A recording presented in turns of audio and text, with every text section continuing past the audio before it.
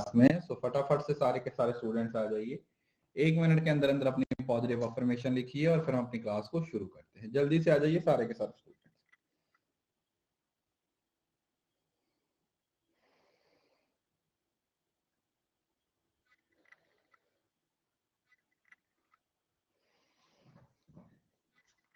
Good morning जी सभी को, good morning. आ जाओ फटाफट।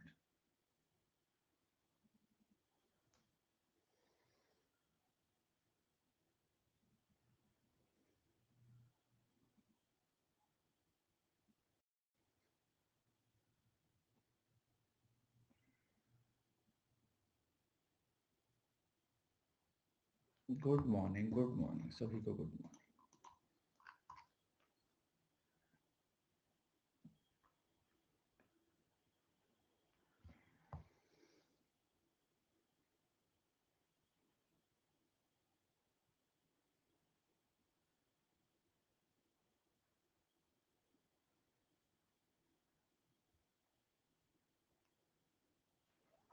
कैसे हो सब लोग? बढ़िया।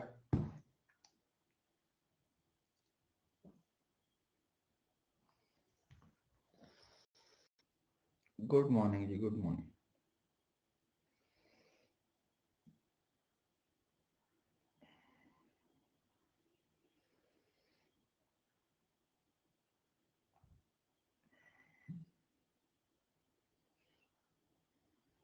चलिए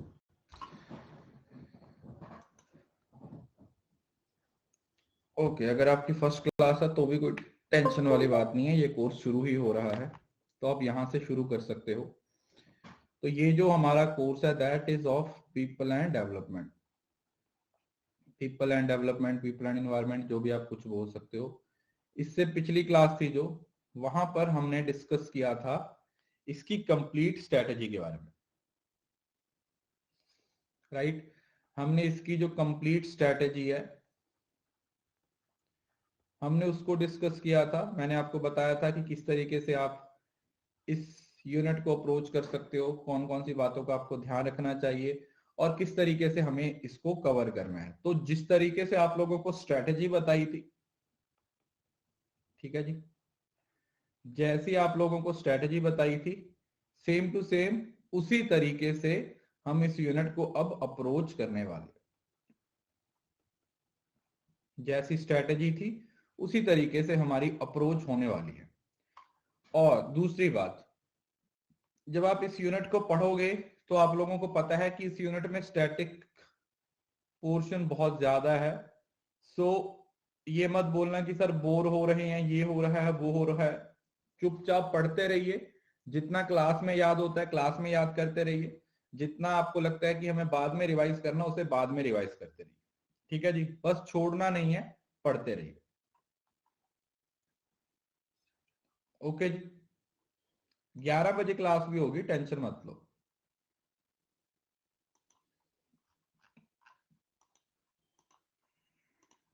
चलो शुरू करते हैं। अरे क्यों नहीं होगी, सब होगा। आज 2 क्लासेस होंगी इसकी।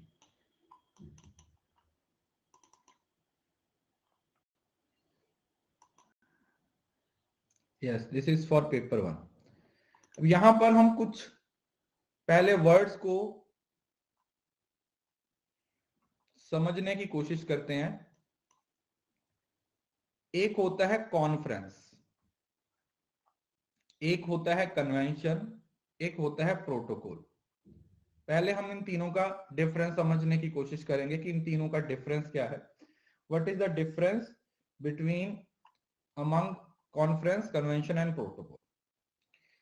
कॉन्फ्रेंस सिंपल सी बात है, it is consulting together formally. Conference आप लोगों को पता है, जय कई बार 2 दिन की कॉन्फ्रेंस एक तरीके की मीटिंग होती है, फॉर्मल सी सेमिनार टाइप एक मीटिंग होती है जहां पर लोग मिलते हैं, अपने अपने व्यू पॉइंट देते हैं।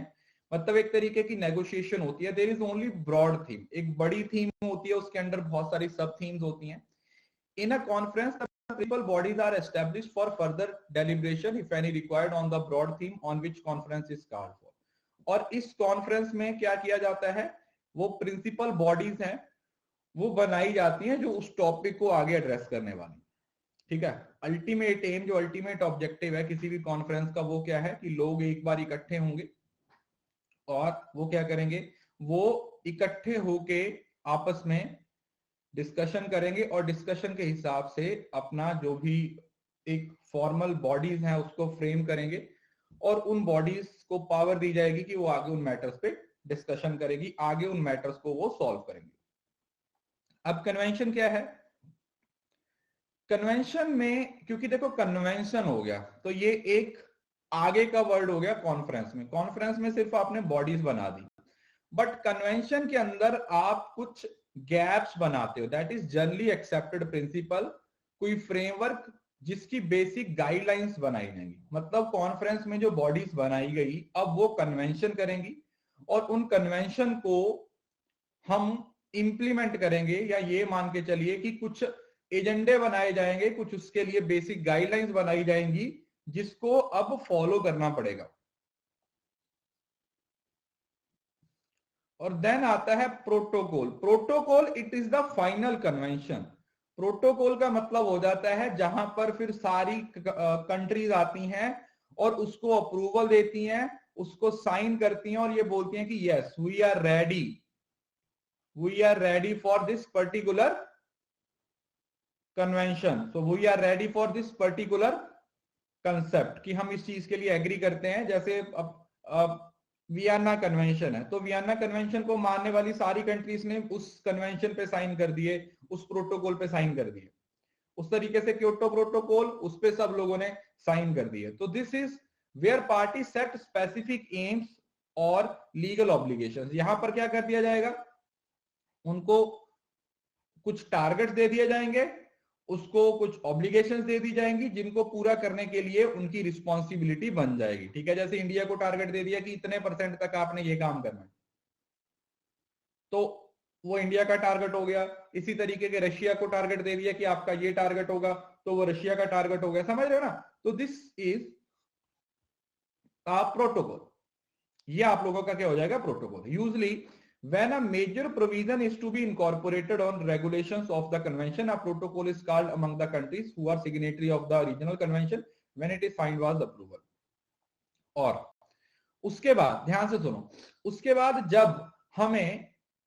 जब हमें उस चीज को चेंज करना होता है या हमें कुछ नई चीजों को ऐड करना होता है, तो दोबारा फिर सारी सिग्नेटरी पार्टीज को बुलाया जाता है, वो आके साइन करते हैं और उसको अप्रूव कर देते हैं। समझ रहे हो ना? जैसे मैं एक छोटी सी एग्जांपल देता हूं, कोई भी XYZ है,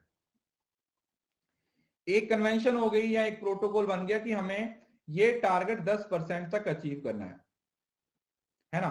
हमें ये टारगेट है वो कितने तक अचीव करना है, 10% तक अचीव करना है। ओके जी। और फिर बाद में हमें रियलाइज हुआ 2 साल के बाद कि यार ये 10% तो बहुत ज्यादा हो गया, तो 2 साल के बाद हमने दोबारा एक मीटिंग की और बोला कि हमें इसको मॉडिफाई करना है, हमें इसको 7% तक करना है। तो सारी सिग्नेटरी बॉडीज दोबारा आएंगी उसको रिवाइज करने के लिए और उसकी रिवीजन पे अपने क्या करेंगे, साइन करेंगे। Is it clear? सो ये आप लोगों का बेसिक डिफरेंस है कॉन्फ्रेंस में। कॉन्फ्रेंस एक जनरल मीटिंग होती है जिसमें बॉडीज बनाई जाती हैं, फिर वो बॉडीज मिलके कन्वेंशन में क्या करेंगे, बेसिक गाइडलाइंस बनाएंगे और प्रोटोकॉल के अंदर उन गाइडलाइंस को क्या कर दिया जाएगा, इंप्लीमेंट कर दिया जाएगा, उनको अप्लाई कर दिया जाएगा, उनको इंडिविजुअल कंट्रीज पे फिक्स कर दिया जाएगा कि तुम लोग ये वाले टारगेट्स को अचीव करोगे, ये तुम्हारे टारगेट हैं, ये मेरे टारगेट हैं, ये तुम्हारे टारगेट हैं, ये तुम्हारे टारगेट है। इस तरीके से कन्वेंशन के अंदर बेसिक रूल्स बनाए जाएंगे उस चीज के लिए। अब सबसे पहला जो सबसे पुरानी बॉडीज की यहां से शुरुआत होती है वो है IUCN। अब देखो इनके सारे स्टैटिक नोट्स बनाने पड़ेंगे क्योंकि ये रटने वाली ही चीजें हैं, तो आप एक बार पढ़ते रहिए और सारी चीजों को डेली बेसिस पे 2 से 3 बार रिवाइज भी करते रहिए। पहले तो फुल फॉर्म पूछी जाती है, international union for conservation of nature. IUCN stand for international union for conservation of nature is an international body. ये एक इंटरनेशनल बॉडी है जो कि नेचुरल कंजर्वेशन और सस्टेनेबल यूज के लिए काम करती है। ठीक है, सिंपल सी बात है, नाम से पता चलता है, international union for conservation of nature, कि नेचर को कंजर्व करने के लिए, नेचर को बचाने के लिए हम इसका इस्तेमाल करते हैं। तो इसकी जो शुरुआत हुई थी वो 1947 में एक स्विस लीग हुई थी for the protection of nature organised in international conference on the protection of nature in the Brunnen. मतलब ब्रनन में एक मीटिंग हुई थी, जिस मीटिंग में हम, उस मीटिंग का नाम क्या है, स्विस लीग, जो नेचर की प्रोटेक्शन के लिए बनाई गई थी, उसको बेस बना के, मतलब 1947 में जो मीटिंग हुई थी उसको बेस बना के अगले साल मतलब 5 अक्टूबर 1948 में ये आईयूसीएन है, इसको एस्टेब्लिश किया गया था। कहां पे? फोंटाबेलाऊ, फ्रांस में। अब ये जो मैं चीज हाईलाइट कर रहा हूं ना, ये आप लोगों के पेपर में पूछा जाता है। The initiative to set up the new organisation came from UNESCO. और इसका आइडिया कहां से आया था? यूनेस्को के आया था। और इसका जो हेडक्वार्टर है, हेडक्वार्टर बहुत पूछे जाते हैं, हेडक्वार्टर कहां पे है? ग्लैंड, स्विट्जरलैंड में। इसका जो हेडक्वार्टर है वो कहां पे है? ग्लैंड में है, स्विट्जरलैंड में। It is not part of UN, not a part of UN.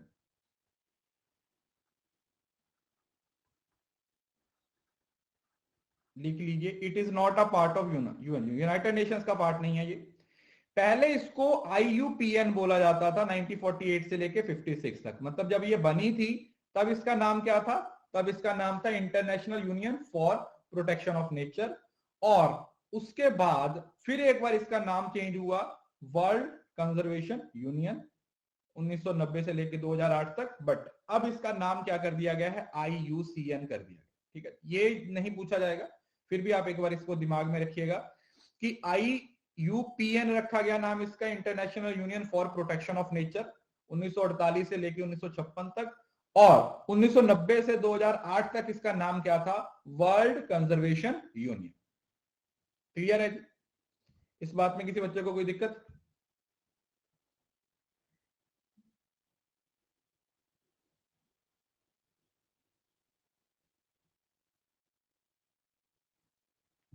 Okay. IUCN has observer and consultative status at the United Nations and a play role in implementation. It is not a part of UN. तो मतलब ये UN का वैसे part नहीं है। Are you getting the point? ये UN का वैसे पार्ट नहीं है, बस हाँ इसके पास एक स्टेटस है। नहीं नहीं, एंड नहीं हुआ, चल रहा है। इसके पास एक स्टेटस है, कौन सा? ऑब्जर्वर और कंसल्टेटिव का। इसका जो स्टेटस है वो सिर्फ एक ऑब्जर्वर और कंसल्टेटिव का है, बट ये यूएन का पार्ट नहीं है। ठीक है, एज सच ये यूएन का पार्ट नहीं है। एस्टेब्लिश किया गया था 1948 में। और ये सबसे ज्यादा फेमस किस चीज के लिए है? जो रेड लिस्ट आती है ना, आप लोगों ने देखा होगा, आईयूसीएन की रेड लिस्ट आती है जिसमें जो दुनिया के अंदर स्पीसीज खत्म होने वाली हैं, इंडेंजर्ड स्पीसीज हैं, तो उसके जो लिस्ट आती है ना वो आईयूसीएन के द्वारा आती है, आईयूसीएन के द्वारा आती है।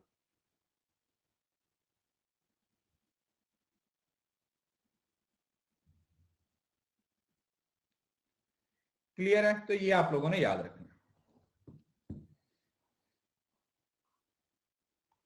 IUCN was one of the few NGOs formally involved in the preparation of National United Nations on the Human Environment 1972। जो वर्ल्ड की पहली इंटरनेशनल कन्वेंशन हुई थी इन्वायरमेंट से रिलेटेड, कौन सी? United Nation conference on the human environment, Stockholm में हुई थी।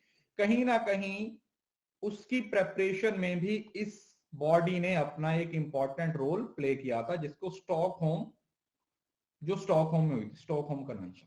ठीक है, तो ये इसके सारे स्टैटिक पोर्शन है जो आप लोगों ने याद रखना। Is it clear? चलो इसमें एक और पॉइंट है, वो भी मैं आपको बताता हूं, रुको।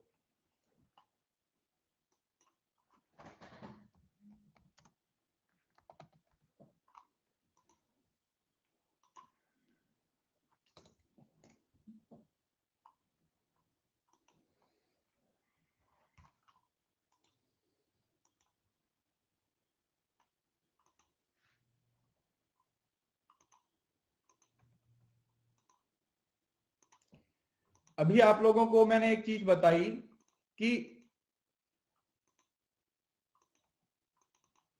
ये रेड लिस्ट पे काम करती है। एक सेकेंड निकिता। तो ये जो रेड लिस्ट की कैटेगरी है ना, उसको 3 पार्ट्स में डिवाइड किया गया है। एक्सटिंक्ट, थ्रेटन्ड और लीस्ट कंसर्न। ठीक है जी। एक्सटिंक्ट, एक्सटिंक्ट मतलब हो चुके हैं, मतलब जैसे डायनासोर है, समझ रहे हो ना। एक्सटिंक्ट का मतलब no reasonable doubt that the last individual has died, कि जैसे डायनासोर है तो वो हो चुके हैं खत्म, हो चुके हैं खत्म, विलुप्त हो चुके हैं। Extinction in the wild, known only to survive in captivity, cultivation or wells outside its natural range, जो है बट वो सिर्फ बिल्कुल कम रेंज में अपने एरिया में रहते हैं, समझ लो ना। Only to survive in captivity, सिर्फ वहां पर ही रखा जा सकता है उनको, और किसी जगह पर नहीं। अगर वहां से उनको निकाल दिया तो वो खत्म हो जाएंगे। और क्रिटिकली इंडेंजर्ड, जो बहुत ज्यादा रिस्क में है, मतलब जो किसी भी टाइम पे खत्म हो सकते हैं।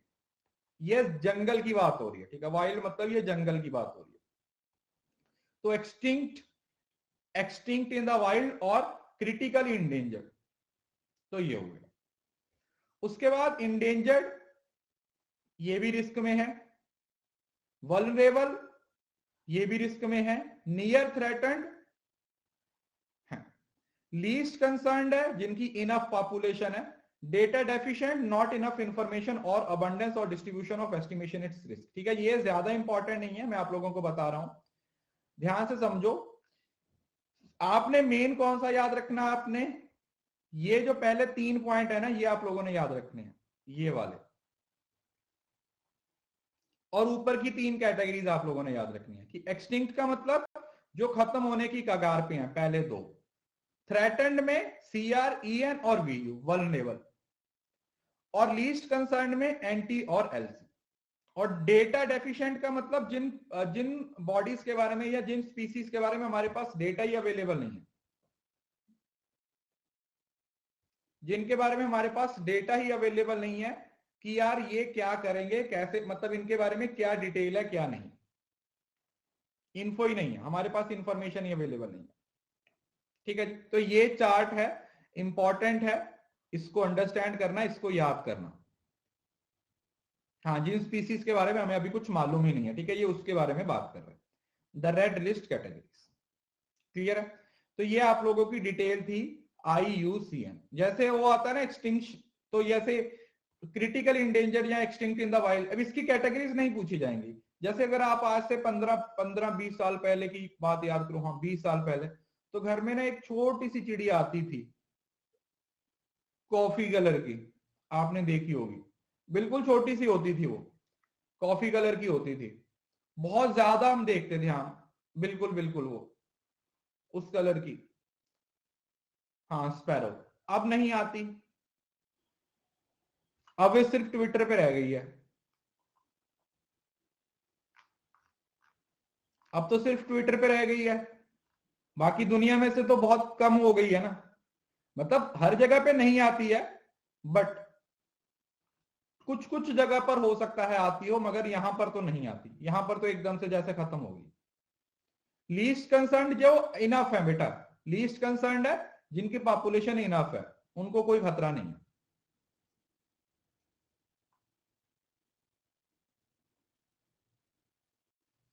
ठीक है, चलिए। उसके बाद ये 3 कन्वेंशंस हैं जो आप लोगों ने याद रखने हैं, प्लीज बस बातें बंद। जो इंटरनेशनल कन्वेंशंस की शुरुआत हुई है वो स्टॉकहोम कॉन्फ्रेंस से हुई है। इसको ना कन्वेंशन नहीं बोलना, क्योंकि स्टॉकहोम कन्वेंशन अलग है, 2004 में हुई थी, इसमें बच्चे कंफ्यूज हो जाते हैं। तो ये ना स्टॉकहोम कन्वेंशन नहीं है, ये स्टॉकहोम कॉन्फ्रेंस है, राइट। ये स्टॉकहोम कॉन्फ्रेंस है, इससे शुरुआत हुई थी, मतलब इंटरनेशनल लेवल पे एफर्ट्स की शुरुआत हो गई थी कि हमें इन्वायरमेंट को बचाने की जरूरत है, कि हमें इन्वायरमेंट को बचाने की जरूरत है।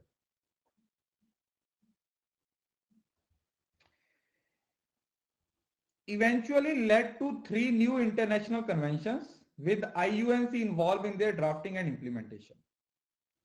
जो स्टॉकहोम कॉन्फ्रेंस थी, अभी आप लोगों को बताया था, स्टॉकहोम कन्वेंशन में आईयूसीएन का एक इंपॉर्टेंट रोल था, है ना, बताया था ना। आईयूसीएन एक एनजीओ है जिसका इंपॉर्टेंट रोल था इसको सेटअप करने के लिए। तो सबसे पहले तो एक फाइनेंशियल बेसिस को एस्टेब्लिश करने के लिए आईयूसीएन ने एक फंड बनाया, that was world wild life fund 1961 में, जिसको world wild life fund for nature भी बोला जाता है, WWF। अभी मैं इसका आपको एक फोटो दिखाता हूं।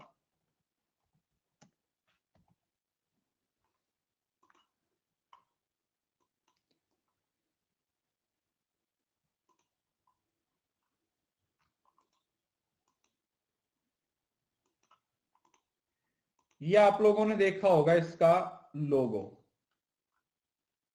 डेफिनेटली कहीं ना कहीं आपने ये लोगो देखा होगा, ये वाला, ये इसका लोगो है, WWF। ये आप लोगों ने देखा होगा, पांडा।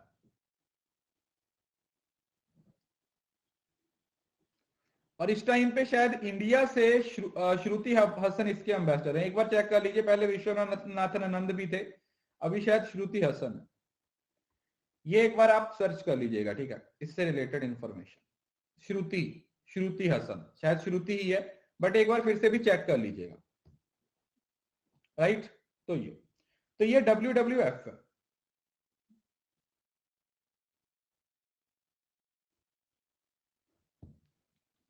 हाँ, श्रुति हसन जो एक्ट्रेस है।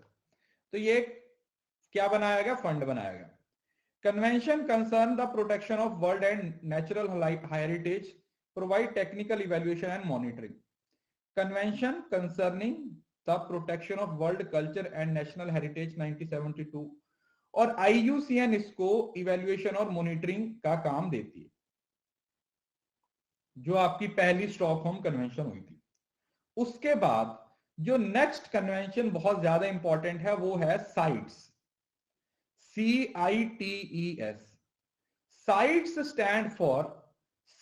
Stand for the convention on international trade in endanger species of world fauna and flora 1974। अब ये बहुत इंपॉर्टेंट है। 1974 में एक और कॉन्फ्रेंस जिसको बोला गया फ्लोरा एंड फ्लोना, जैसे आप लोगों को पता है क्या होता था, जो इंडेंजर स्पीसीज है ना, उनके जैसे जैसे वो हाथी के दांत होते हैं ना, शेर की, चीतों की खाल होती है, उसके बिजनेस के लिए ना लोगों ने उनको मारना शुरू कर दिया था, क्योंकि उनकी ये जो चमड़ी है, ये जो दांत है, वो बहुत महंगे बिकते थे। तो इससे बचाने के लिए एक बॉडी बनाई गई, जो कि आईयूसीएन की एक सिग्नेटरी, जिसके अंडर आईयूसीएन आता है, और सेक्रेटरिएट भी इसका आईयूसीएन ही था। इसका सेक्रेटरिएट भी, मतलब इसका हेडक्वार्टर भी कहां पर था, आईयूसीएन में था। तो ये साइट्स है, जो कि एक बहुत इंपॉर्टेंट बॉडी है, जो यहां पर आप लोगों ने याद रखना। ओके, अच्छा, चलो यहां पर मैं आप लोगों को एक बात बताता हूं। सब लोगों ने एक काम करना है, देखिए, जब भी आपके इसकी पूरी इंटरनेशनल कन्वेंशन के नोट्स बन गए ना, आप लोगों ने एक दिन बैठ के, 1 घंटा बैठ के ना, सारी कन्वेंशंस को एक बार गूगल कर लेना है, और उनके ना ईयर्स को कंफर्म कर लीजिए, क्योंकि कई बार ऐसा होता है कि 1973 में साइन होता है, 1974 में इंप्लीमेंट होता है। तो मैं 73 पढ़ा रहा हूं, वहां पर 74 हो जाए, समझ रहे हो ना, क्योंकि इतना सारा कंटेंट होता है, तो कई बार हम गलती से ये वाला लिख देते हैं, फिर आप बोलते हो कि सर ये तो 74 था, फिर आप 74 लिखते हैं, फिर बोलते 73 था। तो इस वजह से यहां पर जितना कंटेंट है उसको आप पढ़ते रहिए। आप लोग इसको बाद में एक बार कंफर्म जरूर कर लीजिएगा, कन्वेंशंस के ईयर्स को, ठीक है, साइड पे नोट डाउन कर लो, नहीं तो भूल जाओगे। बाद में आप इसको कंफर्म जरूर कर लीजिए,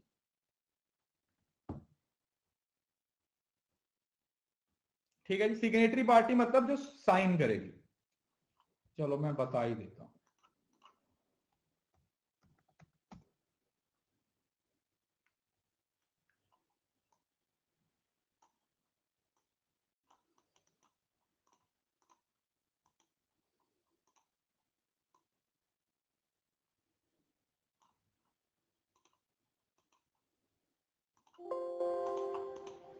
देख ही लेते हैं, कोई दिक्कत नहीं।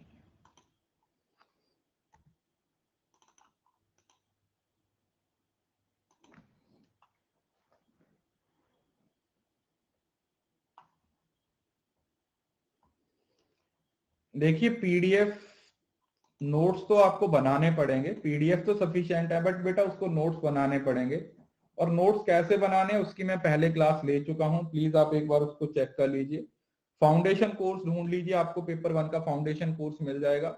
उसमें मैंने एक एक चीज बता रखी है, नोट्स कैसे बनाने हैं, प्रिपरेशन कैसे करनी है, हर चीज मैंने उसमें बता रखी है, आप उसको जरूर से चेक कर लीजिए। ये देखो, CITES is a multilateral treaty to protect endangered plants and animals.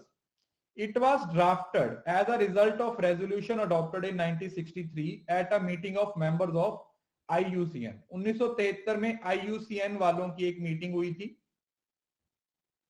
On academy पे है, जिसके अंदर इसको प्रपोज किया गया था। ये देखो, इसको साइन तो 73 में किया गया था, समझ रहे हो ना, साइन 1973 में किया गया था और इफेक्टिव 1975 में। ये देखो, अब ये 2 इयर्स हैं, समझ रहे हो ना, अब ये 2 इयर्स हैं, इसमें से आपको दोनों पूछे जा सकते हैं। अभी इसका लोकेशन कहां पे है, जनेवा स्विट्जरलैंड, पहले इसका हेडक्वार्टर IUCN में ही होता था। तो अब ये 2 ईयर्स हो गए इसके, 1973 में इसको साइन किया गया, बट 1975 में ये एनफोर्स में आ। ओके जी। उसके बाद आता है रामसर कन्वेंशन। ये कन्वेंशन काफी इंपॉर्टेंट है, क्योंकि इसमें ना टाइम टू टाइम चेंजेस होती रहती हैं, अभी भी इंडिया के पॉइंट ऑफ व्यू से ये काफी ज्यादा इंपॉर्टेंट है। Convention on wetland on international importance, Ramsar convention हुई थी 1975 में। इसका अभी सेक्रेटरिएट अभी भी IUCN में ही है। IUCN started work on world conservation strategy. The strategy was followed in 1982 by the World Charter for Nature, which was adopted by the United Nations General Assembly after preparation of IUCN. ये convention आगे सारी detail में आएंगे, फिलहाल के लिए आप यहां पर इतना याद रखो कि साइट्स हुई थी, स्टॉकहोम कन्वेंशन हुई थी, WWF बनाया गया था, और साथ में रामसर कन्वेंशन हुई थी, ठीक है, क्योंकि इसके बाद हम रामसर कन्वेंशन को ही डिटेल में पढ़ने वाले। यहां तक बताइए किसी को कोई दिक्कत? देखिए मैं बहुत आराम से पढ़ा रहा हूं, बहुत धीरे धीरे पढ़ा रहा हूं, ताकि क्लास में ही आप लोगों को ना चीजें याद होती रहें, ठीक है जी। कोई जल्दबाजी नहीं कर रहा हूं, मैं चाहता हूं कि आपको क्लास में ही चीजें ज्यादा से ज्यादा याद हो जाएं, आपके नोट्स भी क्लास में ही बन जाएं, ताकि आपको रिवीजन में कम से कम टाइम लगे। अब आती है रामसर कन्वेंशन ऑन वेटलैंड। कौन सी? रामसर कन्वेंशन ऑन वेटलैंड, ये काफी ज्यादा इंपॉर्टेंट है। रामसर कन्वेंशन, रामसर कन्वेंशन है, ये इंपॉर्टेंट है।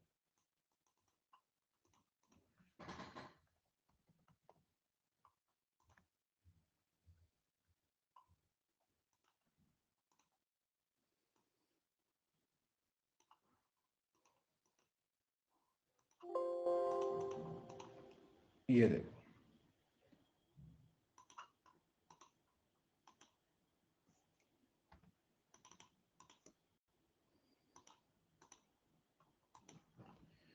सर कोई एक्ट या कमीशन किसी ईयर में बनाया जाता है और वो इनफोर्स में कुछ सालों के बाद आता है, तो एग्जाम में आंसर कौन सा होगा, जब एक्ट बना था या इनफोर्स? वो लिखा हुआ आएगा ना बेटा, ऐसे नहीं होगा। वैसे तो जब इम्प्लीमेंटेशन वाला होता है ना, वो ईयर ज्यादा इंपॉर्टेंट होता है, समझ रहे हो ना। कोई भी ईयर है जब वो इंप्लीमेंट हुआ, सॉरी, जिस ईयर में वो इंप्लीमेंट होता है वो ज्यादा इंपॉर्टेंट होता है।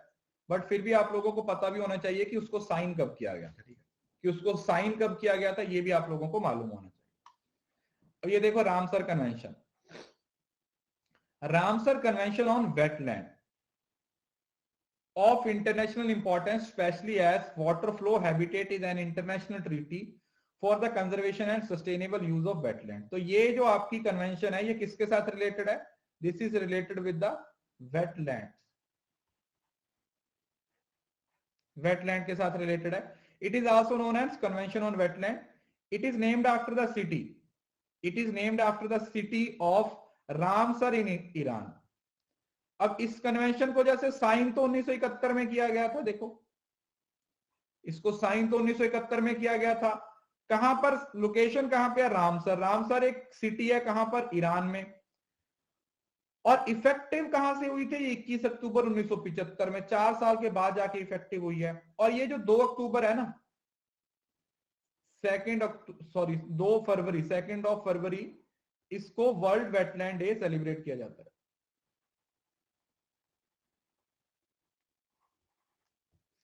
तो 2 फरवरी को वर्ल्ड वेटलैंड डे सेलिब्रेट होता है, जो अभी निकल के गया। ठीक है जी। The Ramsar convention on wetland for international, specially in the, ये पहले वाली है। ऑब्जेक्टिव क्या है इसके अंदर ना? 2 तरीके के ऑब्जेक्टिव्स हैं इसके, 2 तरीके के ऑब्जेक्टिव्स हैं। सबसे पहला तो conservation and sustainable utilization of wetland, जो कंजर्व करना और जो यूटिलाइज करना हमारे जो वेटलैंड्स हैं, and stop the encroachment and loss of wetland.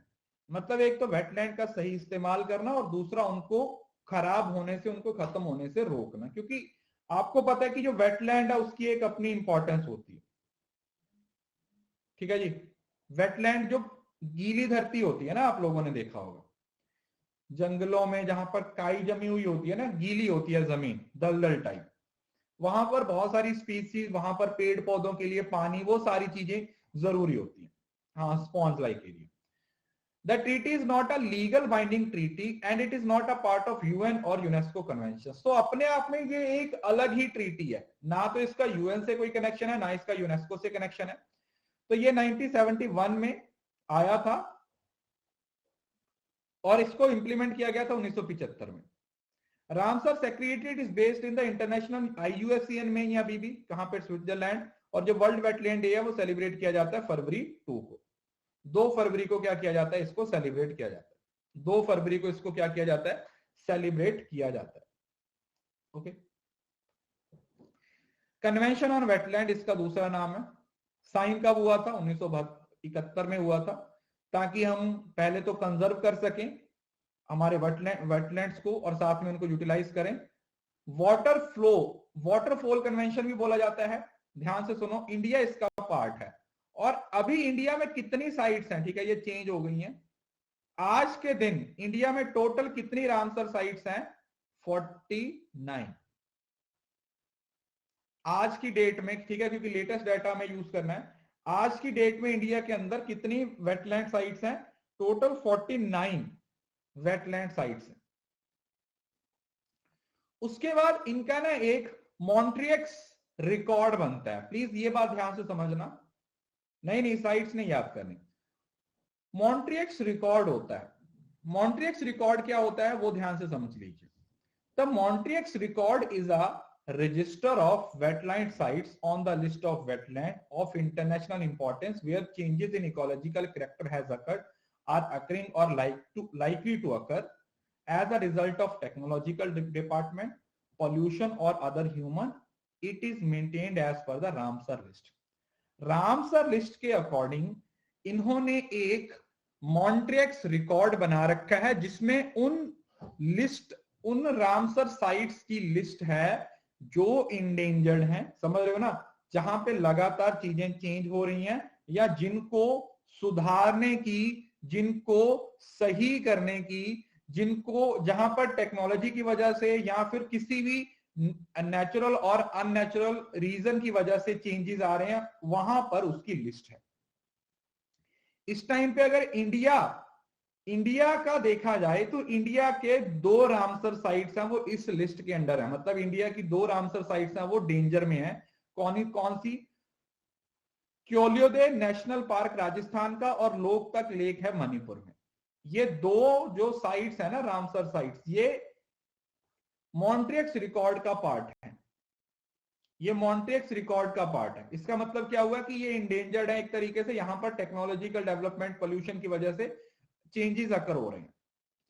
पहले जो चीका लेक था, चीका लेक को भी इसमें ऐड कर दिया गया था, बट बाद में उसको रिमूव कर दिया गया। ठीक है जी। जो चीका लेक है ना, उसको भी इसके अंदर ऐड कर दिया गया था, बट बाद में उसको रिमूव कर दिया गया। कब? 2002 में। 2002 में रिमूव कर दिया गया था। इंडिया के अंदर ये कॉन्फ्रेंस वैसे 1981 के अंदर आई थी, बट इंडिया ने इसको साइन कब किया गया था? 1982 में। 1982 में इंडिया ने इसको क्या किया था? साइन कर दिया था। इंडिया ने इसको साइन कर दिया था, राइट। अब जो रामसर कन्वेंशन है वो कुछ अलग अलग ऑर्गेनाइजेशन के साथ मिलके काम करती है, ठीक है। ये इतना इंपॉर्टेंट नहीं है, बट इतना आप लोगों को पता होना चाहिए। इनकी फुल फॉर्म्स कई बार आप लोगों को पेपर में पूछ लेते हैं, ठीक है जी। फुल फॉर्म्स आप लोगों को याद रखनी है। इनकी फुल फॉर्म्स क्या है वो आप लोगों ने याद रखनी है। जैसे IUCN अभी आप लोगों को पूरा डिटेल में पढ़ाया, IUCN क्या है। उसके बाद bird life international. Montreux record का मतलब है कि इस रिकॉर्ड के अंदर पूरी दुनिया की उन रामसर साइट्स की लिस्ट है जो इंडेंजर्ड है, जहां पर इकोनॉमिकल चेंज है वो लगातार हो रहे हैं, जिसको हमें सही करने की जरूरत है। International water management institutions, wetland international institutions, wild flow and wetland trust, और ये छोड़ दो, ठीक है, ये इतना इंपॉर्टेंट नहीं है, लीव इट। यहां से क्वेश्चन नहीं आएगा, यहां तक आप याद रखो, यहां तक आप याद रखो। अभी वहां से कभी पूछा नहीं गया। हाँ, ये 2-3 बार पूछा गया, ये वाला, ये जो मॉन्ट्रियक्स रिकॉर्ड है ना, ये आपका 2-3-4 बार पूछा गया है, तो इस वजह से इसको जरूर से याद रखिएगा। और इसका, और एक बात और ध्यान से समझना, कोई भी इंटरनेशनल कन्वेंशन है उसकी इंटरनेशनल लेवल पे तो इंपॉर्टेंस है ही है, बट जब उसका कोई भी कनेक्शन या कोई भी कंसेप्ट आप ये मान के चलो इंडिया के साथ जुड़ता है ना, तो उसकी इंपॉर्टेंस और भी बढ़ जाती है। क्योंकि हमारे पेपर में इंटरनेशनल से ज्यादा इंडिया उसके साथ कैसे कंसर्न है वो ज्यादा पेपर में पूछा जाता है, ठीक है जी। इंडिया उसके साथ कैसे कंसर्न है, इंडिया ने कब उसको टॉप, हाँ, नेशनल लेवल पे जो इंपॉर्टेंस है उसको ज्यादा कंसीडर किया जाता है पेपर में। अब ये पहले वाले कुछ इसके पॉइंट्स हैं।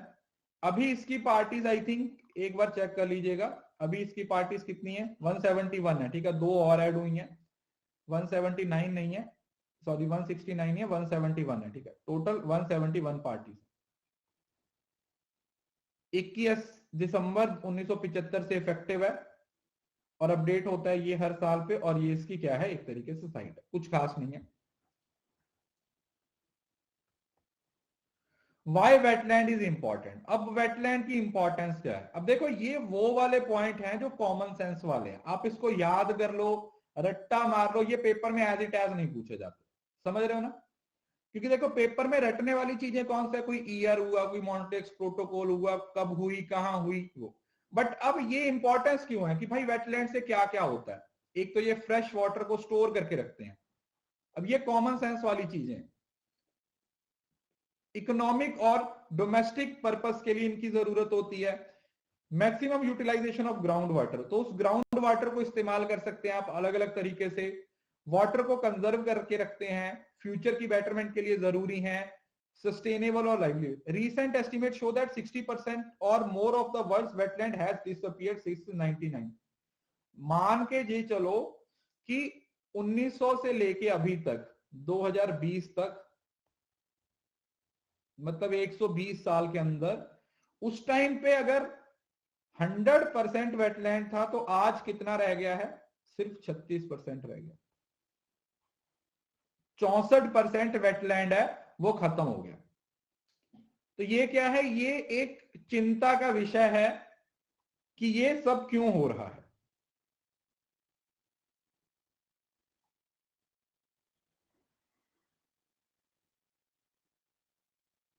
राइट। अब जो रामसर स्ट्रेटेजिक प्लान है वो बेसिकली 3 पिलर्स पे काम करता है।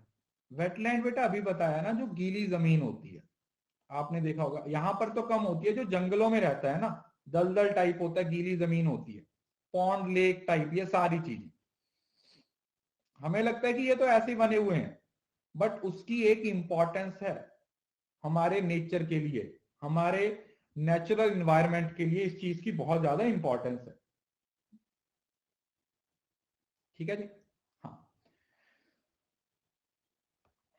Working towards the wise use of their wetland through a wide range of action. सबसे पहले कि जो वेटलैंड की तरफ उनके इस्तेमाल के लिए काम करना। दूसरा, आइडेंटिफाई करना, designation and management of comprehensive suits of sites for the list of wetland international importance, जो इंटरनेशनल इंपॉर्टेंस की वेटलैंड्स हैं उनको आइडेंटिफाई करना।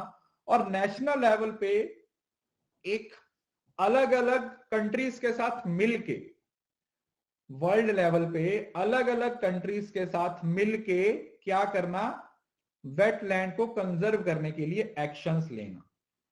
इंटरनेशनल लेवल पे मिलके कंजर्व करने के लिए वेटलैंड को काम करना।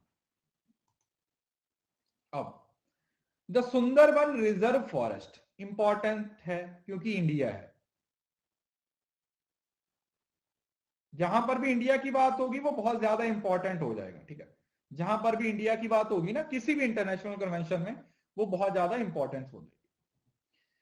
Sundarban is the vast forest in the coastal region of bay of Bengal, ठीक है, वेस्ट बंगाल में, which is one of the natural wonders of the world, located in the delta region of Padma, मेघना और ब्रह्मपुत्र रिवर। तो ये 3 रिवर्स के अंडर क्या होता है, कवर होता है।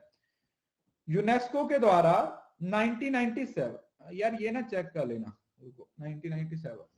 1997 नहीं है, एक बार मैं चेक करके बताता हूं। Sundarban as UNESCO world heritage, I think 87 था या 89 था ये, एक सेकंड मैं बताता हूं।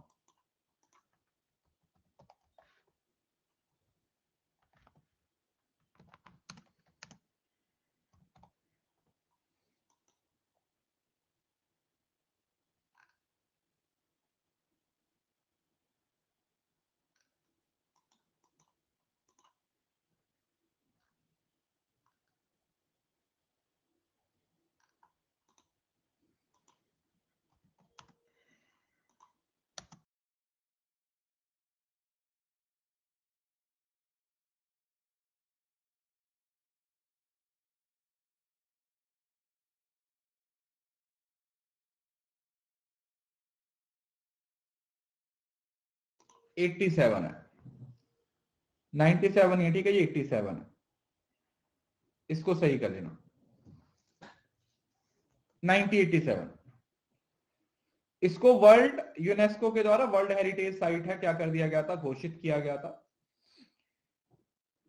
और 1992 में इसको फिर रामसर साइट्स भी रिकॉग्नाइज कर दिया गया था, ठीक है जी। तो ये दोनों में आ जाता है, चाहे ये रामसर साइट पूछा जाए तो 1992 में आएगा, और अगर ये यूनेस्को साइट पूछा जाए तो ये कब कब बना था, यूनेस्को साइट्स 1987 में बना, 1987 में, 1987 में। The site is a hotspot of rich flora and fauna, home to the number of unique and endangered species of plants, animals like endangered Royal Bengal tiger, Pallas fishing and critically endangered river terrapin crocodile and gangs, ठीक है। ये इतना important नहीं है, ये हमें सिर्फ इतना पता होना चाहिए कि ये वो स्पीसीज है जो खतरे में है। तो ये जो सुंदरबन रिजर्व है ना, इसने इन स्पीसीज को संभाल के रखा हुआ है, समझ रहे हो ना। जैसे ये अभी थोड़ी देर पहले, आज से 2 साल पहले रॉयल बंगाल टाइगर के बारे में बहुत ज्यादा एक न्यूज आई थी कि बस सिर्फ आई थिंक 40 रॉयल टाइगर रह गए हैं बंगाल में, सिर्फ 40 टाइगर रह गए हैं या कुछ ऐसा था, मतलब एग्जैक्टली मुझे याद नहीं है। ऐसी एक न्यूज आई थी कि सिर्फ 40 टाइगर्स रह गए हैं, तो उनके लिए उनकी स्पीसीज को आगे बढ़ाना, ठीक है, वो एक चैलेंज हो गया है, ठीक है, समझ रहे ना। तो ये वो वाली हैं जो IUCN की लिस्ट में है। These wildlife sanctuaries act as good nurseries and potential breeding ground for shrimp, prawns and many edible fishes। तो ये सब जानवर्स के लिए या फिशेस के लिए एक बहुत बड़ा एक इंपॉर्टेंट रोल प्ले करता है। अब आप लोग एक बात ध्यान से समझ लीजिए, हम लोगों ने इन सारी चीजों को हम लोग इन सारी चीजों को कब देखते हैं, हम या तो डिस्कवरी पे देखते हैं, कभी कभी हम किसी जू में चले जाते हैं या किसी नेशनल पार्क में चले जाते हैं, वहां पर हम जाके देखते हैं। बट एक्चुअली में अगर हम देखें ना, तो अगर इन एरियाज की एक्चुअल फुटेज देखते हो तो यहाँ पर ये इनकी एक अलग दुनिया है, समझ रहे हो ना, इनकी एक अलग दुनिया बसा रखी है। मतलब हम तो कुछ भी नहीं है, ये जिस तरीके से जंगलों में जिस तरीके का सिस्टम होता है, ठीक है, उसके हिसाब से हमने तो उन सारी चीजों को देखा नहीं। तो तो इनका एक नेचर की तरफ से ही इनको एक सिस्टम प्रोवाइड किया गया। समझ रहे हो ना? कभी आपने सोचा है कि ये जो चीता है, कई बार शेर है, वो जंगल से निकल के सड़क पे आ जाते हैं और कई बार कुछ गांव में चले जाते हैं। आप लोगों ने ये चीज देखी होगी, आप काफी बार देखी होगी। फिर लोग उनको पकड़ते हैं, वो जंगल वाले लोग आके उनको पकड़ के दोबारा लेके जाते हैं। काफी बार सुना होगा क्योंकि कॉमन है। अब उसका रीजन क्या है, वो लियोपार्ड क्यों आ जाते हैं? उसका रीजन यही है कि लोगों ने जंगलों को काटना शुरू कर दिया। उनके रहने के लिए जगह ही नहीं है। पहले जहां पर वो आराम से घूमते थे, वहां पर लोगों ने उनका जंगल ही काट दिया। तो जब डिफॉरेस्टेशन लगातार हो रही है तो उनको रहने के लिए जगह नहीं मिल रही। अब वो क्या करें? ठीक है जी, कोई आए आपके घर पे हमला करे, अगर आपके घर पे कोई हमला करे तो आप भी तो वापस अटैक करोगे ना। Are you getting the point? तो ये यही रीजन है कि ये जो फ्योरा फ्योना पे इतना इतना फोकस किया जाता है, वो इंपॉर्टेंट है। Ramsar convention guidelines for COP 2002, ये इतना इंपॉर्टेंट नहीं है, ये इंपॉर्टेंट आ जाता है जो इंडिया के पॉइंट ऑफ व्यू से जरूरी है। ये पुराना डेटा है, बस इसका स्टार्टिंग पॉइंट मैं आपको बताता हूं और उसके बाद आगे बढ़ते हैं।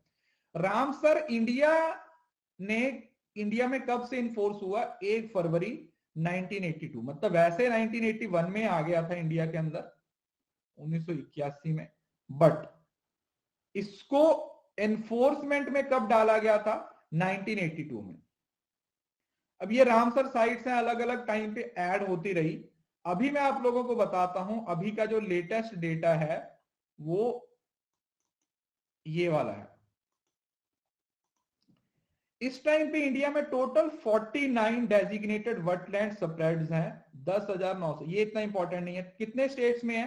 18 स्टेट्स में। इंडिया के 18 स्टेट्स में जो वाइल्ड लाइफ के साथ रिलेट करते हैं, वहां पर टोटल 49 स्टेट्स को क्या कर दिया गया है?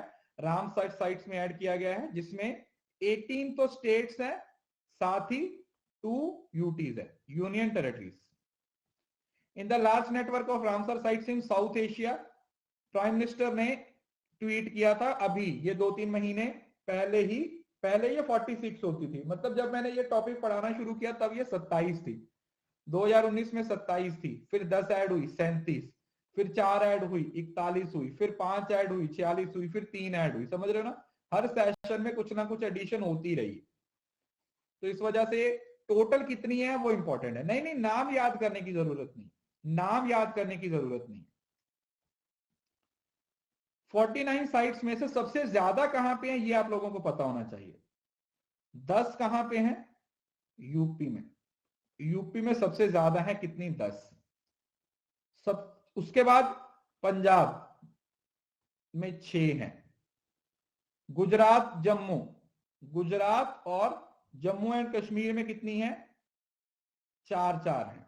उसके बाद हिमाचल और केरला में 3-3 है। उसके बाद सारे 1-1 है, सब में 1-1 है। ठीक है जी? तो ये एटलीस्ट ये आप लोगों को पता होना चाहिए। अभी मैं आप लोगों को इसका लेटेस्ट डेटा जो अभी रीसेंट वाली है वो आपसे पेपर में पूछी जा सकती है। ठीक है, हम उसके बारे में डिस्कस कर लेते हैं। जो लेटेस्ट वाली हैं, जो अभी ऐड हुई हैं, ठीक है, हम उसको पढ़ लेते हैं। रुको।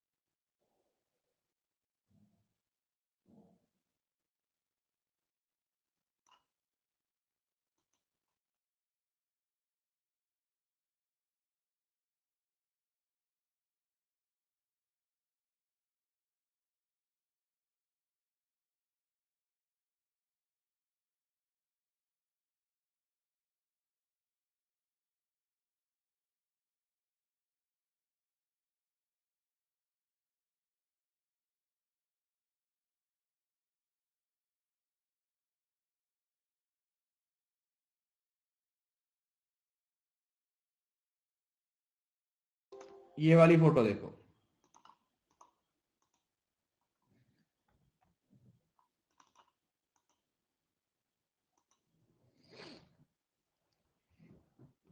ये भूपेंद्र यादव का एक ट्वीट आया था।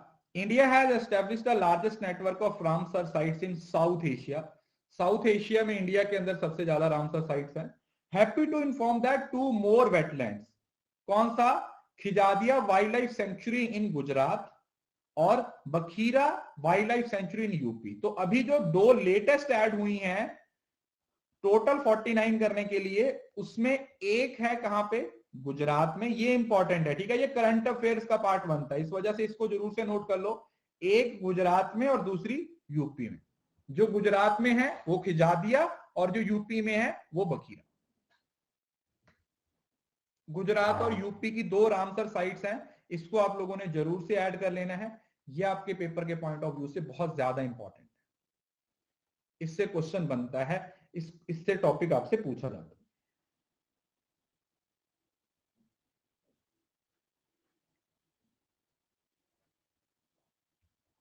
राइट। हाँ, आप विद एनोटेशन डाउनलोड करोगे ना तो ये सब कुछ आ जाएगा। जब आप पीडीएफ डाउनलोड करते हो ना तो वहां पर आपके पास 2 ऑप्शन होती हैं, एक होती है विदाउट एनोटेशन और एक होती है विद एनोटेशन। तो जब आप विद एनोटेशन डाउनलोड करते हो ना तो उस पीडीएफ में जब मैं जो लिखता हूं, जो हाईलाइट करता हूं, कोई स्लाइड ऐड करता हूं, वो सब कुछ आ जाता है। तो आप विद एनोटेशन डाउनलोड कर सकते हो। Khijadiya is 15 kilometre from my. चलो, उसके बाद अगर वर्ल्ड लेवल पे देखा जाए तो वर्ल्ड लेवल पे जो यूनाइटेड किंगडम है उसमें सबसे ज्यादा रामसर साइट्स हैं। कितनी? 175। वो इंपॉर्टेंट नहीं है सुरभि, यूटीज को जानना, पेपर में ये नहीं पूछा जाता। लेटेस्ट वाली रामसर साइट्स के नाम पूछे जाएंगे यूनाइटेड किंगडम में। और उसके बाद आता है मैक्सिको 142। तो ये हो गया, सबसे ज्यादा रामसर साइट्स कहां पे हैं, यूके में है। और सबसे ज्यादा कन्वेंशन प्रोटेक्शन एरिया कौन सी कंट्री में है, बोलीविया। कितना? 1,48,000 स्क्वायर किलोमीटर। 1,48,000 square kilometre. और उसके साथ Canada, Chad, Congo and Russian federation have also designated over 1 lakh square kilometre for this area. मतलब ये वेटलैंड के लिए जो एरिया यूज किया जाता है। तो यहां पर से 3 पॉइंट आप लोगों को मिले। सबसे पहला पॉइंट क्या है, सबसे ज्यादा रामसर साइट्स या वेटलैंड साइट्स कहां पे हैं, यूनाइटेड किंगडम में है 175। सबसे ज्यादा लार्जेस्ट एरिया कहां पर कवर हुआ है, बोलीविया में 148 के। और कनाडा, चैड, ये इंपॉर्टेंट नहीं है, उन्होंने भी 1 लाख स्क्वायर किलोमीटर का एरिया है वो दिया है, किसके लिए, वेटलैंड्स। ठीक है। और उसके साथ ये वाली है 2 वेटलैंड, एक है जो बखीरा है वो यूपी में है, और जो खिजादिया है वो कहां पे है, गुजरात में। ये 2 पॉइंट्स आप लोगों ने जरूर से याद रखने हैं, आपके पेपर में पूछे जा सकते हैं। ठीक है जी, चलो अभी 1 मिनट का ब्रेक ले लीजिए, फिर इसको आगे कंटिन्यू करते हैं।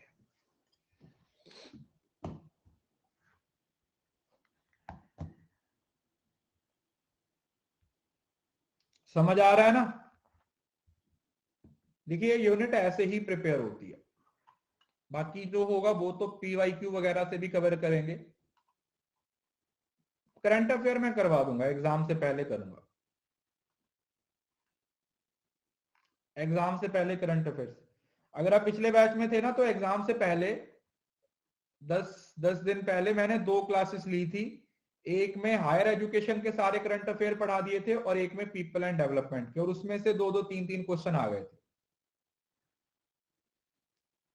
वो मैं करवा दूंगा। करंट अफेयर का ऐसा है ना, हम एग्जाम के आसपास ही करवाते हैं उसको। उसका रीजन ये है कि फिर वो टाइम टू टाइम चेंज होते रहते हैं।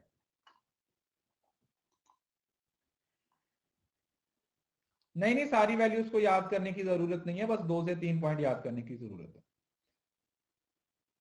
सर आप सोशियोलॉजी भी पढ़ाना शुरू कर दो। देखो सोशियोलॉजी मुझे खुद नहीं आती बेटा, मैं आपको क्या पढ़ाऊंगा।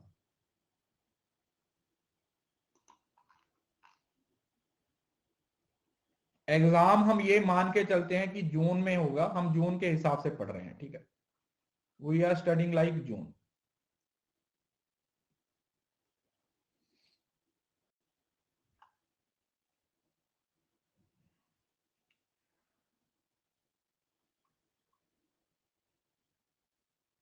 गीता बेटा आप इस कोर्स को जब शुरू से करोगे ना, उसमें मैंने सब बता रखा है।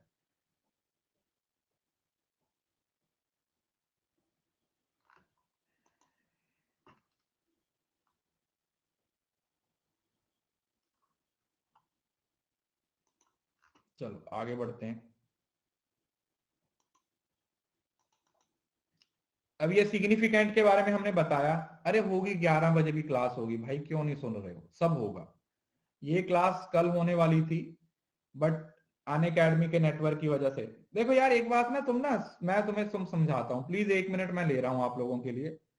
जो आपकी ऐप होती है ना, उसमें ना शेड्यूल दिखाता है, उसमें आपको सब दिखा देता है कि कौन सी क्लास होने वाली है, प्लानर है, कौन सी क्लास नहीं। तो सुबह उठ के एक बार उसको देख लिया करो कि अच्छा आज 8:45 पे भी क्लास है, आज 11 बजे भी क्लास है, आज रात को 8 बजे, उसको देखा करो,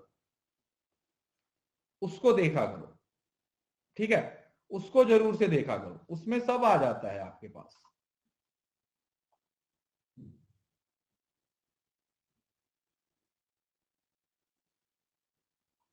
राइट, इस वजह से प्लानर में शो हो जाता है।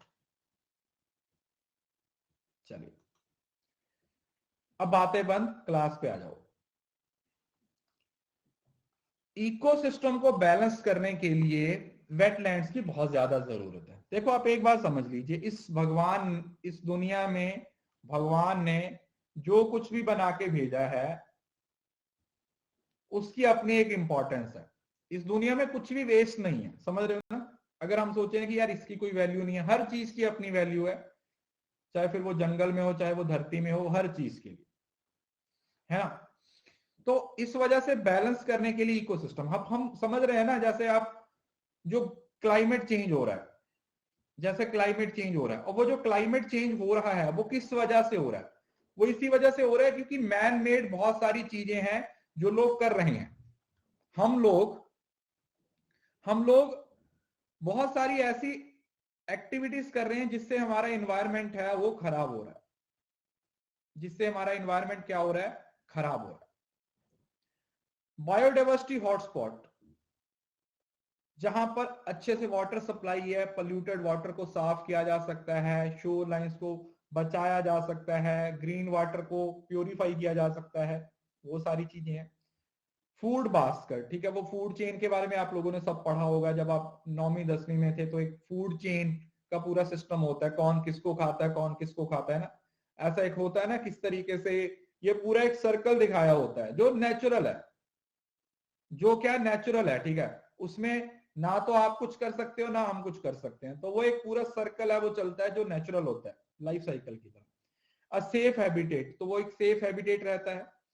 दूसरा क्लाइमेट प्रोटेक्शन, अब देखो जितना हमारा इन्वायरमेंट एज सच रहेगा, जो भगवान ने दिया है, उतना हमारा इन्वायरमेंट भी अच्छा रहेगा। मतलब इन्वायरमेंट खराब कब होगा, जब हम जाके कुछ ना कुछ उसमें इंटरवेंशन करेंगे, हम जाके वहां पर पंगे लेंगे।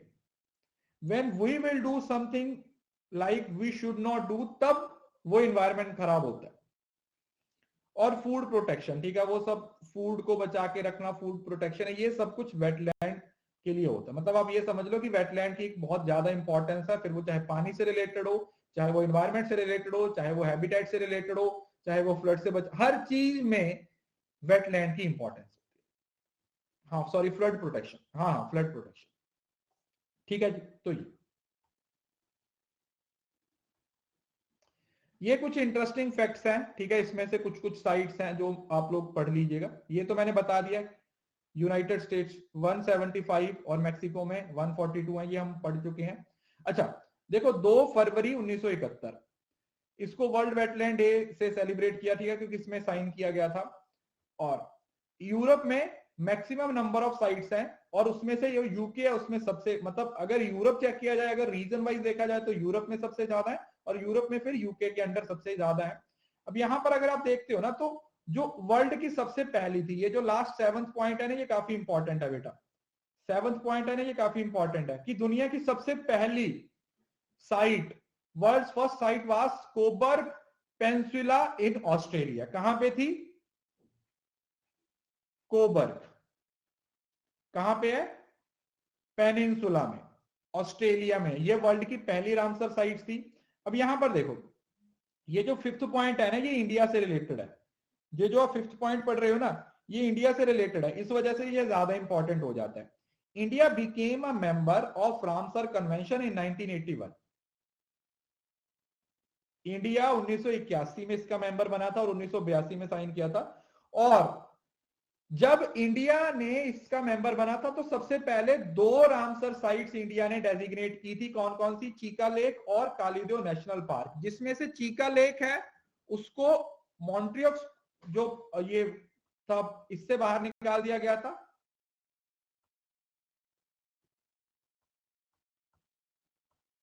कौन सा बॉक्स था वो? मॉन्ट्रियस बॉक्स ही था ना। हाँ, मॉन्ट्रियक्स रिकॉर्ड से बाहर निकाल दिया गया था 2002 में। बट वो जो कालीदो नेशनल पार्क है वो अभी भी मॉन्टियक्स रिकॉर्ड का पार्ट है। और उसके साथ एक और मणिपुर की लेक, जिसको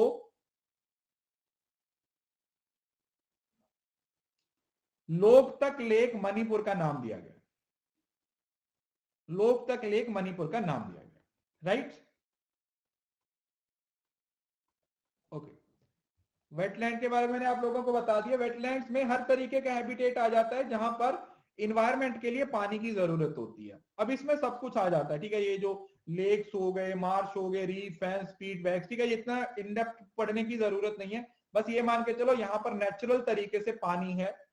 नेचुरली जहां पर पानी की एग्जिस्टेंस है, पानी रुका हुआ है, और उससे बहुत बहुत सारे नेचर के जो एलिमेंट्स हैं वो डिपेंड करते हैं। वो आप लोगों का क्या है? That is your wetland, natural water bodies. Yes, that is the exact word that you can, natural water bodies. अब ऐसा नहीं है कि आप अपने घर में थोड़ा सा पानी खड़ा कर दो, 10 दिन तक उसे निकालो ना, बोलो सर हमने तो घर में वेटलैंड बना लिया। वो नहीं होगा, वहां पर तो डेंगू फैल जाएगा। समझ रहे हो ना? वो नहीं होगा।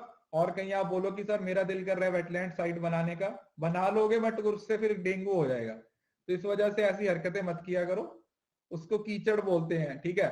हाँ, उसको कीचड़ बोलते हैं, उसको वर्ल्ड वेटलैंड ये नहीं, वेटलैंड नहीं बोलते, ठीक है। अच्छा चलो अभी मैं एक और बताता हूं आपको।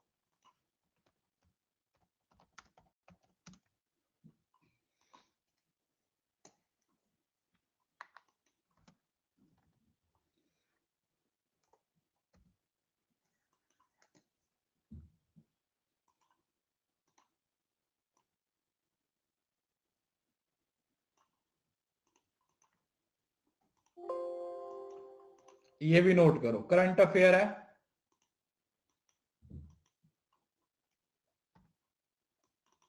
वैसे ये मैं यूट्यूब पे शुरू करूंगा जल्दी ही।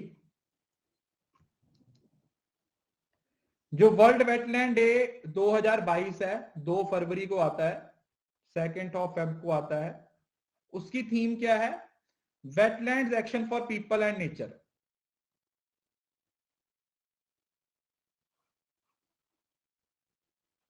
ठीक है जी। ये इसकी मैं यूट्यूब पे वीडियो भी बनाऊंगा जल्दी ही। फिलहाल के लिए आप इसको नोट डाउन कर लीजिए। Showing the action required to ensure the conservation and sustainable of wetland. Is it clear? तो ये हमारा इस बार का world action for people and nature. ये इस बार, पिछली बार जो 2021 था उस टाइम पे वेटलैंड एंड वाटर था।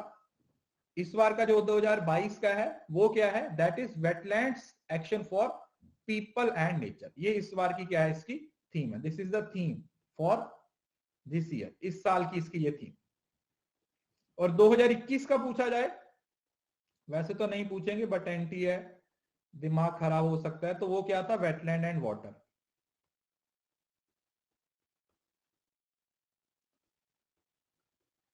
वेटलैंड एंड वाटर,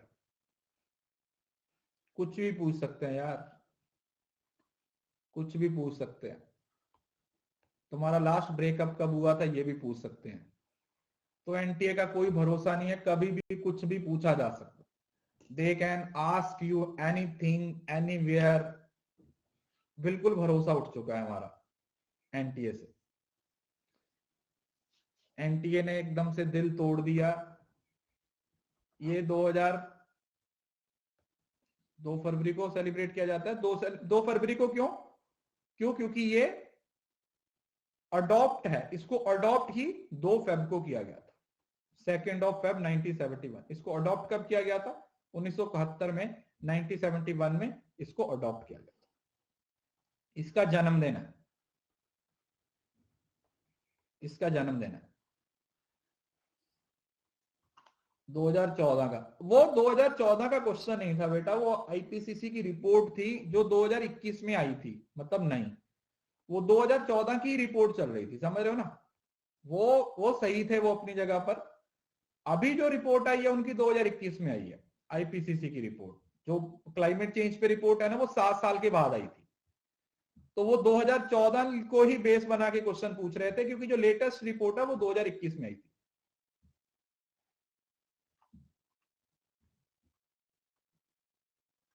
हाँ, इस वजह से। व्हाट इज मॉन्ट्रियक्स रिकॉर्ड, ये मैंने आप लोगों को बता दिया है। इसमें कुछ खास चीज है या नहीं, ये देखो। Keoladeo national park Rajasthan was designated as Ramsar site in 1980। ये पहली रामसर साइट, पहली इंडिया की रामसर साइट्स 2 थी बेटा। कौन कौन सी थी? एक यही था कालुदेव नेशनल पार्क, और साथ में चीका लेक था। और 1990 में फिर इसको मॉन्ट्रियक्स रिकॉर्ड में भी डाल दिया गया। लोकतक लेक है जिसको 1990 में क्या बनाया गया था? 1990 में उसको रामसर साइट्स बनाया गया था, और मॉन्ट्रियक्स रिकॉर्ड में उसको 1973 में ऐड किया गया था। तो ये दोनों ही इंपॉर्टेंट, ये दोनों ही इंपॉर्टेंट, दोनों ही ईयर्स, दोनों की जो डिटेल है वो इंपॉर्टेंट है। दोनों की डिटेल है वो आपके लिए इंपॉर्टेंट है, ठीक है। It is important to cover both of them, दोनों को कवर करना जरूरी। अगर कोई साइट रामसर साइट्स घोषित हो जाती है, अगर किसी साइट को रामसर साइट्स घोषित कर दिया जाता है, तो उससे फायदा क्या होता है? सबसे पहला फायदा तो उसको नेशनल और इंटरनेशनल लेवल पे सपोर्ट मिलता है, ठीक है। क्योंकि रामसर साइट्स का मतलब क्या हुआ कि भाई यहां पर अच्छा खासा वेटलैंड है, तो इसका इस्तेमाल किया जा सकता है। बूस्ट इन टूरिज्म, लोग आते हैं देखने के लिए। Receive central funding, central government से फंडिंग। लोकल और ब्रिंग इकोनॉमिक बेनिफिट्स आ जाता है, और कहीं ना कहीं लोगों को अवेयरनेस भी मिल जाती है। तो समझ रहे हो ना। तो कहीं ना कहीं डायरेक्ट और इनडायरेक्ट ये सारी चीजें इन्वायरमेंट के लिए एक बड़ा रोल प्ले करती है।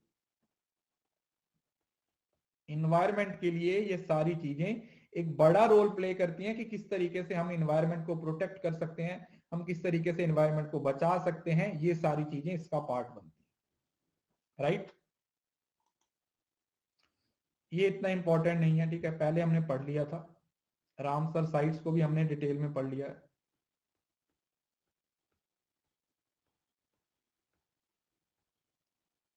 बाकी कुछ खास नहीं है, जो पेपर में पूछा जाता है वहां तक पढ़ें। अब ये हम 11 बजे की क्लास में शुरू करेंगे, ठीक है। फर्स्ट क्लास थी, तो 2 कन्वेंशंस को बहुत इन डेप्थ तरीके से मैंने पढ़ाया आपको। कोशिश की है कि कुछ भी मिस ना हो, साथ ही साथ करंट अफेयर्स भी आपके कवर होते रहें, और जो पुराना है वो तो कवर होगा ही होगा। तो ये यूनिट को हमें डेली बेसिस पे रिवाइज करना है बेटा। याद रखिए, ये यूनिट आप लोगों ने डेली बेसिस पे पढ़ना है। हर रोज इसको साथ ही साथ रिकॉल करना है, साथ ही साथ इसको याद करना है। क्योंकि अगर आपने इसको साथ ही साथ याद नहीं किया तो डेफिनेटली आगे चल के आपको कोई प्रॉब्लम आएगी। क्योंकि मैं आप लोगों को एक बात बता रहा हूं, आप लोग मार्च, अप्रैल और मई, अब ये मान के चलो कि आपके पास 90 डेज हैं। इस 90 दिनों में ही आपको सब कुछ कवर करना है। अपना एक डेडलाइन डिसाइड कर दो। पेपर जब मर्जी हो, जून में हो, 10 को, 15 को, 20 को, 25 को, हमें उससे कोई फर्क नहीं पड़ता। हमें इस बात पे ध्यान देना है कि हमारे पास 90 डेज हैं और इन 90 दिनों के अंदर ही मुझे मेहनत करनी है, 90 दिन के अंदर ही मुझे एफर्ट करने हैं, 90 दिन के अंदर ही मुझे अपना प्लान बनाना। क्योंकि आप लोगों ने इस बार के रिजल्ट देखे, मुझे पता है आप लोग भी उस तरीके की खुशी चाहते हो। यू वांट कि हाँ हमारा भी जीआरएफ हो, हमारा भी अच्छे से सेंट्रल स्टेट यूनिवर्सिटी में पीएचडी एनरोलमेंट हो, हम भी अपने करियर में जल्दी से जल्दी सेट हो जाए। तो वो मौका है आप लोगों के पास, समझ रहे हो ना? वो आप लोगों के पास मौका है, उस मौके का फायदा उठाइए। जितनी मेहनत कर सकते हो उतनी मेहनत करो। क्योंकि बेटा एक बात समझ लीजिए कि आप, लास्ट में थोड़ा सा ज्ञान भी देते चलता हूं, अपनी लाइफ में वन टाइम अपना 200% दे दो, उसके बाद बाकी जिंदगी में चीजें आसान हो जाती हैं।